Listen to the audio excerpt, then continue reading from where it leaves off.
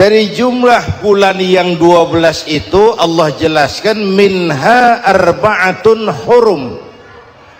Ada 4 bulan yang disebut bulan yang dihormati, bulan yang disucikan, bulan yang diharamkan. 4, 3 bergandengan, 1 agak terpisah.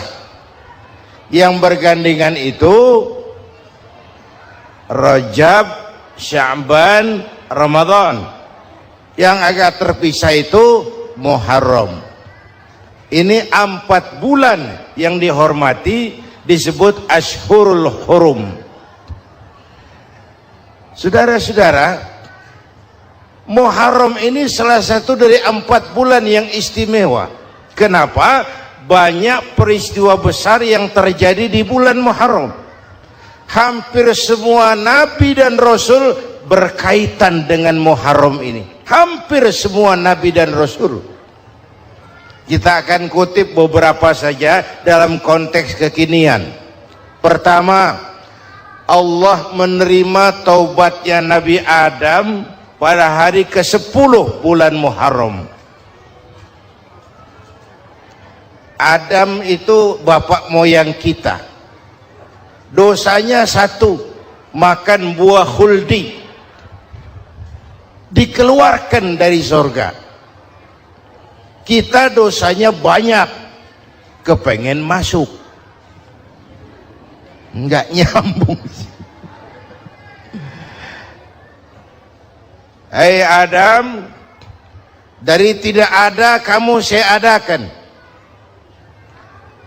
Saya perintahkan tinggal di surga. Merasa sepi sendirian, saya ciptakan Siti Hawa supaya kamu tenang. Kamu boleh nikmati semuanya. Ini boleh, itu boleh, ini boleh, itu boleh. Makan, makanlah yang kau mau. Minum, minumlah yang kau suka. Pakai, pakailah yang kau senang. Satu yang saya minta, jangan dekati pohon khuldi. Itu kau tidak sanggup, keluar. Diusir dari surga. Sujud Nabi Adam. Kata riwayat 40 tahun sujud. Membaca Rabbana zalamna anfusana wa illam taghfir lana wa tarhamna lanakunanna minal. Itu namanya istighfarnya Nabi Adam. Istighfar itu kan mengucapkan astagfirullah, basmalah, membaca bismillah. Jangan kayak teman saya disuruh banyak-banyak baca istighfar, benar-benar dia baca istighfar, istighfar, istighfar. Bukan itu maksudnya. Nah, maka salah satu amalan yang sangat dianjurkan di bulan Muharram ini memperbanyak istighfar. Tidak ada orangnya yang tidak. Ayo jujur, ini yang kumpul di sini ini semua, ada nggak yang nggak punya dosa? Yang merasa nggak punya dosa, ayo ke depan. Ada? Tidak ada. Setiap kita, entah kecil entah besar, sengaja terlupa, pasti mempunyai yang namanya khilaf dan salah. Dan Allah Tuhan kita bukan Tuhan pendendam. Allah Tuhan kita Tuhan yang ramah dan rahmah. Manusia, dosamu banyak, tapi ampunanku lebih banyak. Salahmu besar, rahmatku jauh lebih besar. Kau sujud di hadapanku, aku bangga melihatnya. Kau menangis di hadapanku, aku senyum melihatmu. Kau berjalan menujuku, aku berlari menyambutmu. Karena itu amalan yang sangat dianjurkan di bulan Muharram ini memperbanyak istighfar. Itu kalau istighfarnya Nabi Adam. Ada istighfarnya Nabi Yunus. Ibu kenal Nabi Yunus? Di mana kenalannya? So tahu. Nabi Yunus itu ketika berdakwah kepada kaumnya yang bandel, memberikan peringatan, kalau kalian tidak mau beriman akan turun azab.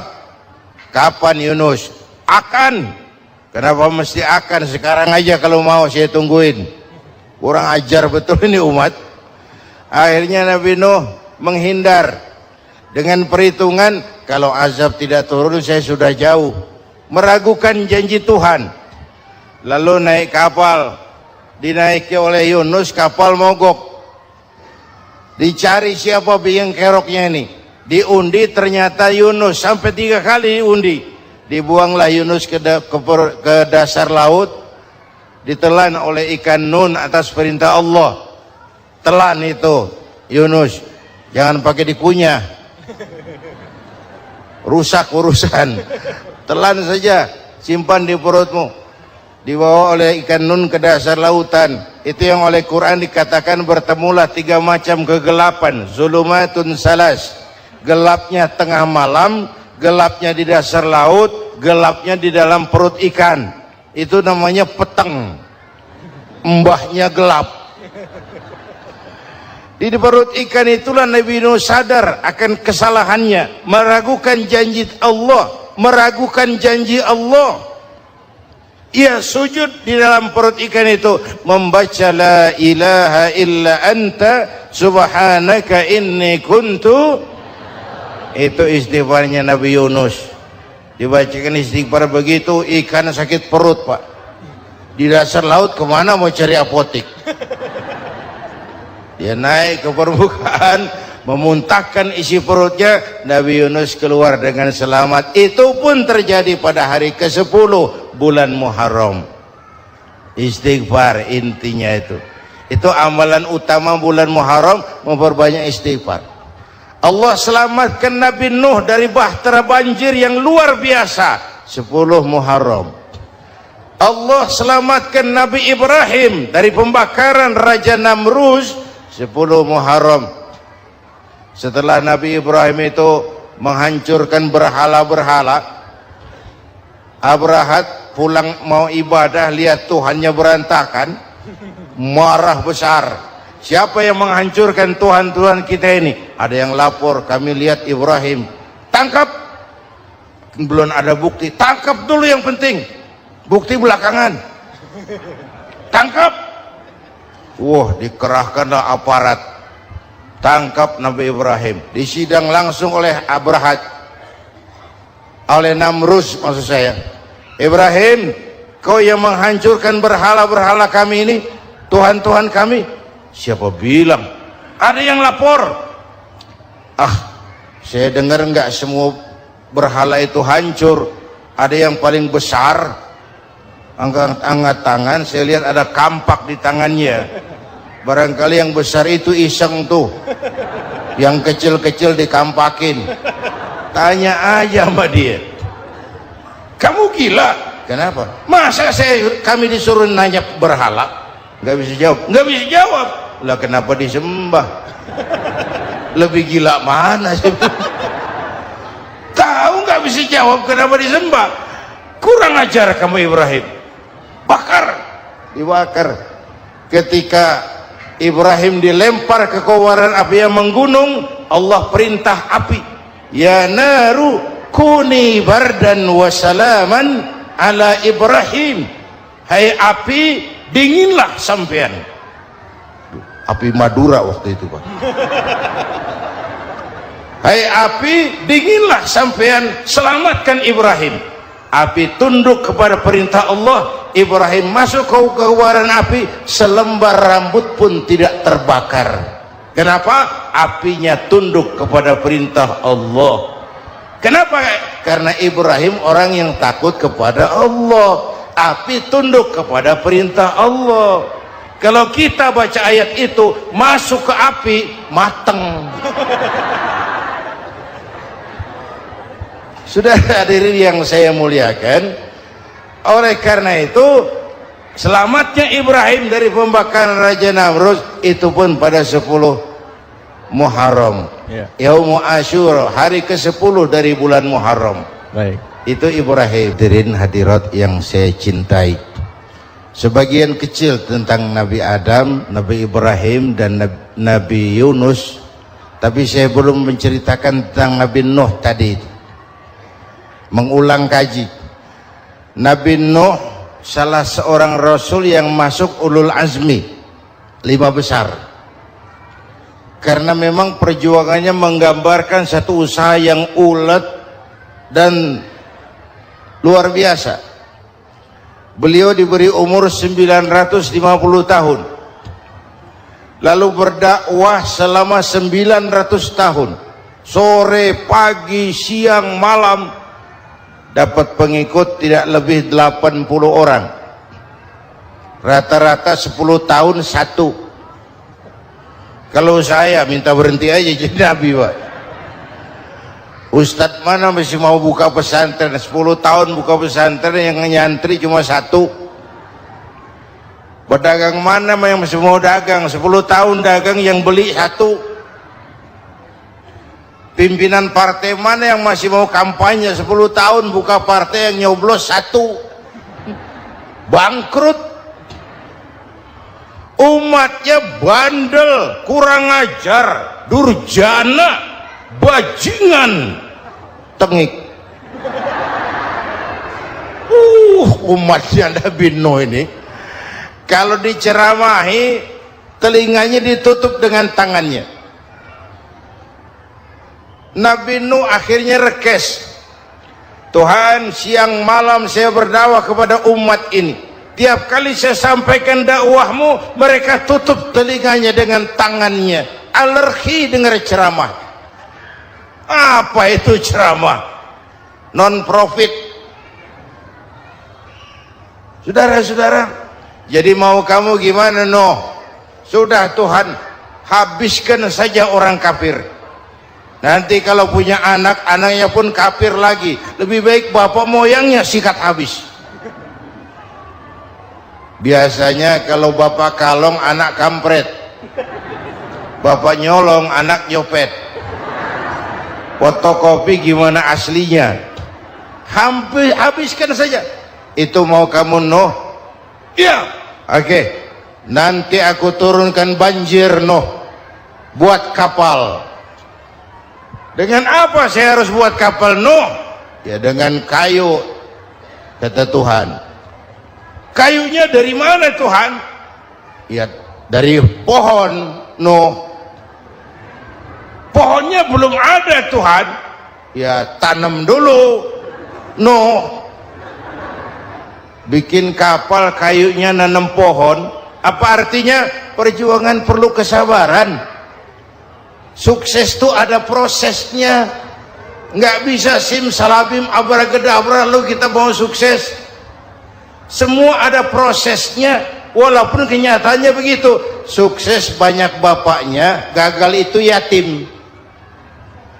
Kalau kita sukses banyak yang ngakuin, yang baru ketemu pakai manggil encing. Ketemu baru, tapi sukses banyak bapaknya.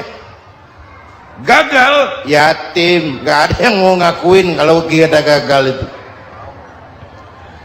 Udah bikin kapal dengan kayu di tengah kampung, bikin kapal ini. Bayangkan di tengah kampung bikin kapal, orang kafir makin menjadi-jadi. Lihat Nuh, kenapa? Makin sarap. Bikin kapal di tengah kampung, mau belayar kemana? Tuh lihat, kalau orang nggak tahu tujuan, mountain setengah jalan. Proses yang dinilai bukan finalnya. Ya kayak gitu kesimpulannya. Saya enaknya sendiri. Bikin kapal. Kapal mendekati selesai. Ini orang kafir rame-rame datang ke kapal Nuh. Mau apa? Buang najis. Sakit perut berangkat ke kapal Nabi Nuh. Nongkrong. Dapat 2-3 tumpuk pulang. Penuh lantai kapal dengan najis manusia. Inilah perjuangan. Bukan jalan raya lurus bertabur bunga di kanan kirinya. Banyak ondak dan duri, fitnah, caci maki, antipat, segala macam. Nuh. Ada orang tua dasar kafir, kurang ajar, sudah stroke berangkat juga ke kapal Nuh. Mau buang najis, pincang-pincang digotong orang. Selesai buang najis dia bangun, mau pulang, pegangan tiang kapal terpeleset jatuh di atas tumpukan najis. Terjadi keajaiban, yang struknya sembuh, lumpuhnya hilang, berangkat digotong-gotong pulang, jalan gagah sekali. Tapi orang kampungnya heran, ente sudah sembuh? Sudah. Berobat di mana? Kok begitu paten? Di kapal Nuh. Masih banyak.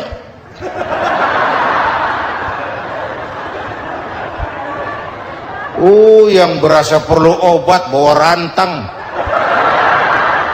ambil bersih lagi geladak kapal itu. Sudah selesai Nuh? Selesai. Oke, kau orang yang beriman bersamamu, binatang serba sepasang, naik Nabi Nuh, naik orang beriman, naik binatang serba sepasang. Ini cikal bakal penyelamatan manusia, Pak. Naiklah orang beriman, sudah naik semua, Nabi Nuh kontrol. Ini contoh buat kita, kontrol. Sudah naik semua teman-teman, sudah. Pemimpin yang baik bukan cuma terima laporan di belakang meja. Laporan itu yang mana juga bagus. Sama juga kampanye yang mana juga merdu. Kalau aja yang dihitung. Pernah ada calon bupati kampanye janji, kalau saya berhasil kita akan banyak bangun jembatan di daerah kita. Rakyat ditanya, Pak, nggak ada sungai di kampung kita, Pak. Dia bilang, sungainya kita bangun sekalian. Udah kadung janji, mana pula orang mau bangun sungai itu. Saudara-saudara, kontrol. Jangan cuma tunggu laporan di belakang meja, semua laporan bagus. Ya Bu? Bu?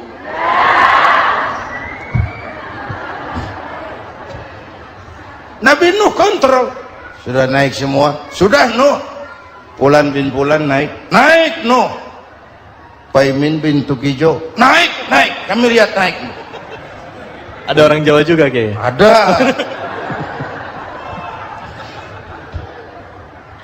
Sudah kontrol. Kanan anak saya ikut nggak naik kapal? Kami tidak lihat itu Nuh. Kanan. Ini potret. Bapaknya aktif ke masjid, ibunya rajin ke majelis taklim, anaknya keleleran kemana-mana.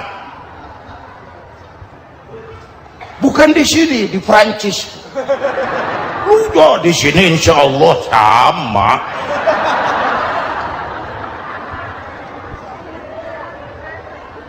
Nuh karena sayang anak, Nuh karena cinta anak, Nuh karena tanggung jawab anak, cari naik ke atas kapal.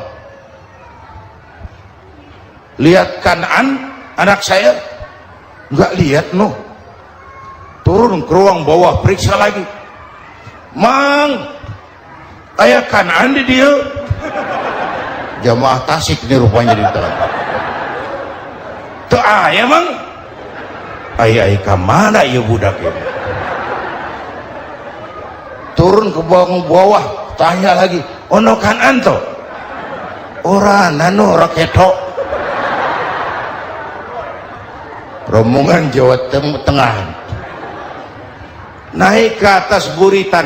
Dari buritan kelihatan ternyata Kanaan tidak ikut naik kapal, kumpul di darat bersama orang kafir. Ini potret kita sekarang. Kumpul sama orang kafir, hanyut anak-anak kita, ditelan budayanya orang kafir, ditelan tradisinya orang kafir, ditelan pergaulannya orang kafir. Nuh karena sayang anak dari atas manggil. Dalam Quran dijelaskan itu. Karena Nabi Nuh di atas, Kanaan di bawah, teriak, ya bunayyar kam ma'ana. Begitu dalam Quran ayatnya. Cuma ini pakai gaya memanggil supaya kelihatan ke gambar, kira-kira Nuh manggilnya begitu. Ini namanya gaya dakwah, Pak. Kalau ceritanya datar nggak menarik. maka Nuh memanggil Kan'an, ya bunayya arkam ma'ana. Kata yang dengar,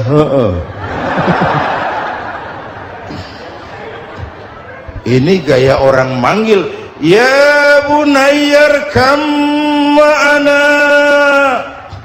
Kan'an, kesini nak, naik kapal sama papi. Kata Kan'an di bawah itu, enggak mau papi, John di sini saja. Kata Nuh, jangan nak, Allah sedang murka, akan turun banjir. Kalau datang banjir papi, sa'awi ila jabalin ya'simuni minal ma', saya akan naik ke gunung tinggi yang bisa menyelamatkan saya dari banjir. Kan'an naik ke gunung, gunung dihantam banjir, Kan'an mati sampai sekarang. Yang kelima, Nabi Musa, kisah Muharramnya ini lahir dalam kondisi yang sulit karena Fir'aun mimpi akan lahir seorang anak dari keturunan Bani Israel yang akan menghancurkan kerajaannya. Kata Fir'aun, sudah lahir belum anaknya? Belum. Kalau gitu mulai malam ini laki-laki dilarang bergaul sama istrinya. Semua perempuan hamil di bawah pengawasan negara. Mulai hari ini kalau lahir anak laki-laki terutama Bani Israel, penggal. Satpol PP disiapkan. Udah ada kayaknya. Ada. Patroli. Bayangkan, nah Fir'aun itu bikin undang-undang seenaknya sendiri. Apalagi merasa kekuasaannya dalam ancaman. Penguasa manapun kalau merasa dalam ancaman, panik. Padahal kekuasaan itu kayak harimau. Makin lama ditaiki, makin sulit turun. Kenapa? Karena macannya makin lapar. Naik terus capek, turun dimakan harimau. Serba sulit. Saudara-saudara, kalau kita mau belajar dari Pak Harto, saya melihat kekurangan Pak Harto cuma satu, terlambat berhenti.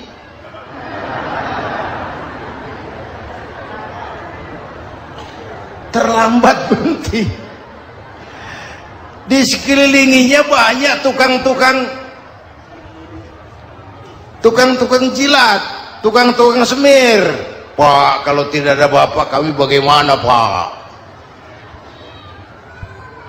Saudara hadirin yang saya hormati, maka sering saya ingatkan, temanmu yang sejati adalah teman yang membuat kamu jadi benar, bukan teman yang selalu membenarkan kamu.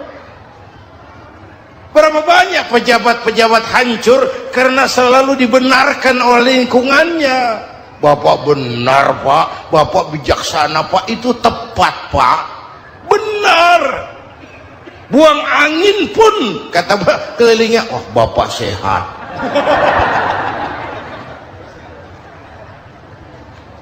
Temanmu yang sejati, teman yang bikin kamu jadi benar, bukan teman yang selalu membenarkan kamu.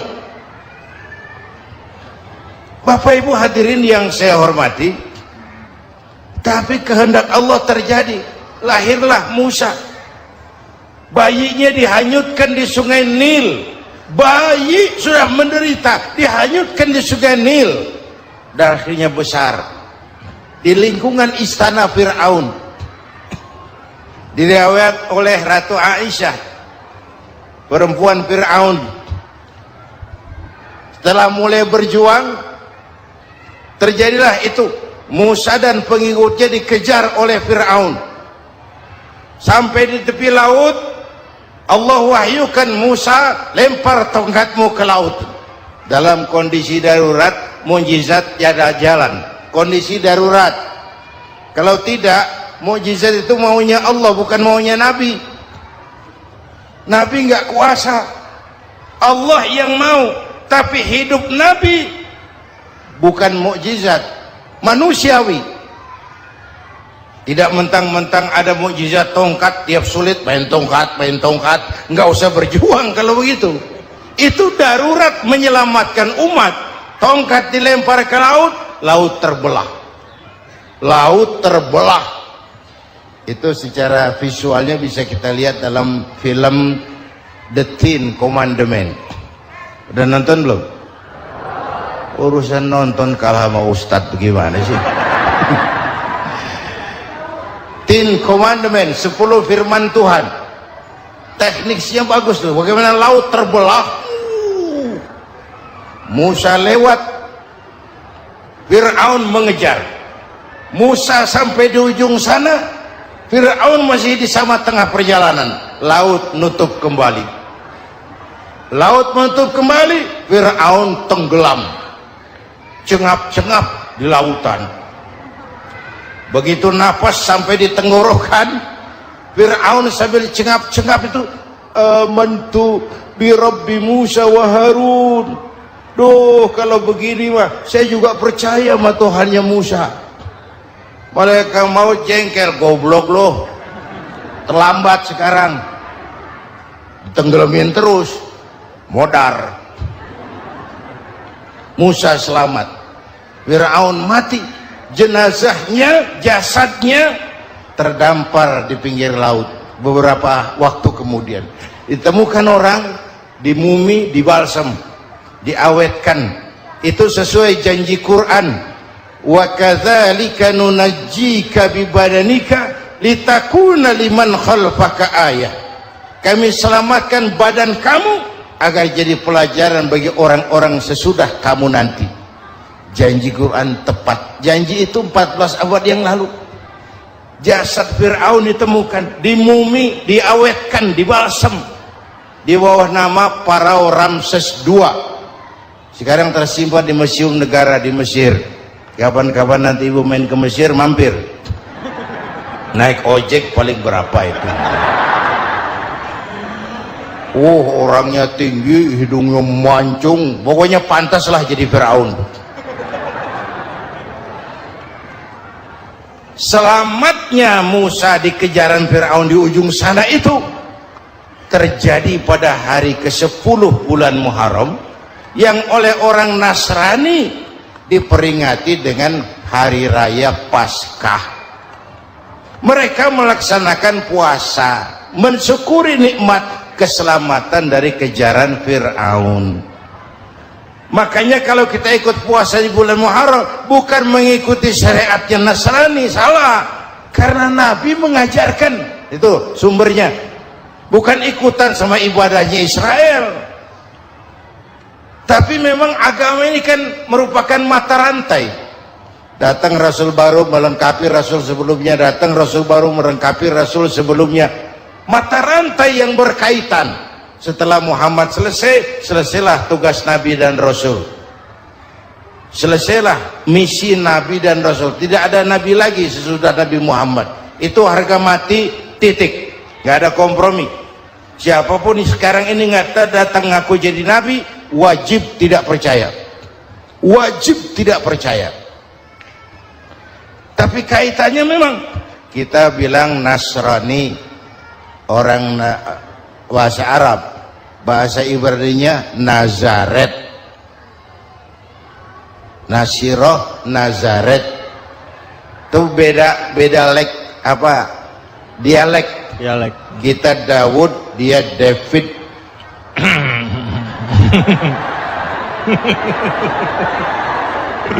Ibrani. Kita Ali, dia Alek. Kita Sulaiman, dia Solomon.